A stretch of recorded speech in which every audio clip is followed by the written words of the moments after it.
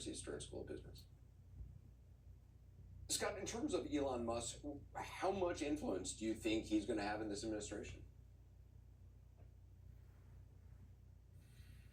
I think he'll have real influence, mostly on his own companies. I don't know if he has the time or the inclination to get involved in real kind of government reform, but I think he'll have a pretty heavy hand when it comes to regulation. You said before the election something that I think is really prescient and important. You said this election is going to be decided on who presents a more aspirational vision of masculinity. Donald Trump doubled down on young men, really focused on reaching out. Elon Musk, I guess you could see as sort of part of that. But can you just talk about that idea of who presents a more aspirational vision of masculinity and why that is so important? Yeah, everyone thought this election was going to be a referendum on women's rights. I would argue this was a referendum on who presented a more aspirational vision of masculinity.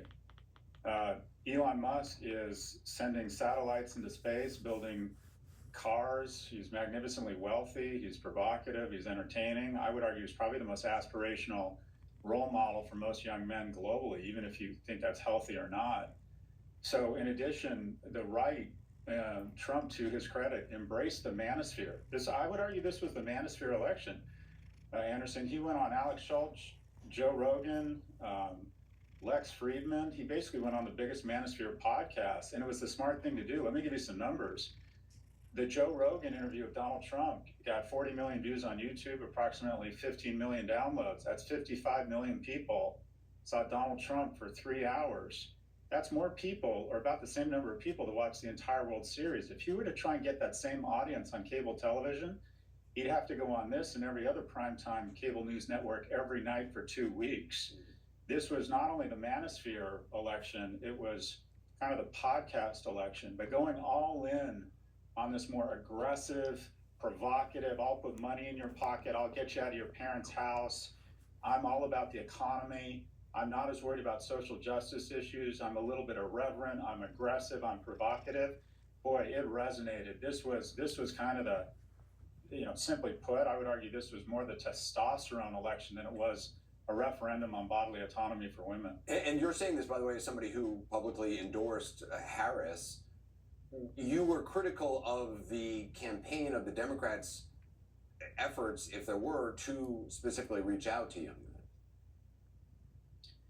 Well, Anderson, you were at the convention. There was a parade of every special interest group. There were no young men. There was no acknowledgement of the group that has fallen further faster than any group in American history over the last 20 years, and that's young men.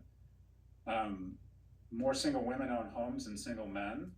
Women are making more money in urban centers under the age of 30, which I think is fantastic.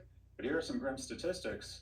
Young men are 4 times more likely to kill themselves, 3 times more likely to be addicted, 12 times more likely to be incarcerated. Only 1 in 3 men under the age of 30 is in a relationship. 1 in 3 live at home. 1 in 5 30-year-old men live at home, whereas 2 in 3 women are in a relationship. So what do you have? You have a bunch of men who are not engaging at work, not engaging in relationships, not engaging in school. Them and their parents feel it. And if you look at the polling results, the group that swung most aggressively towards Trump, other than Latin men, was young people 18 to 29.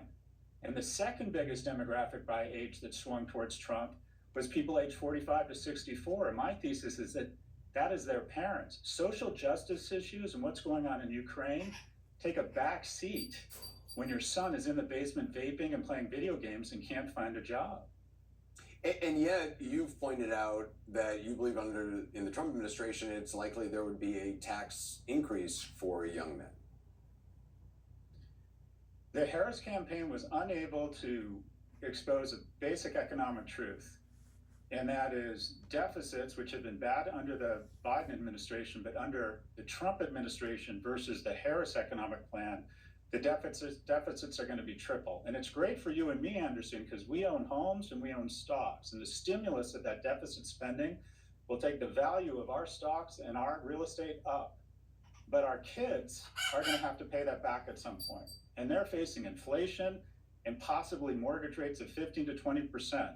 So all deficits do is take the credit card of youth, run it such that we can have champagne and cocaine in the club. Deficits are nothing but delayed taxes on the young. And the Harris campaign was not able to square that circle for young people. The largest tax increase in history is about to happen vis-a-vis a massive increase in deficits from Donald Trump.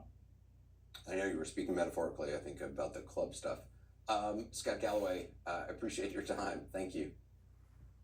Thanks, Anderson. Good to see you. Well, that's it for us. The news continues.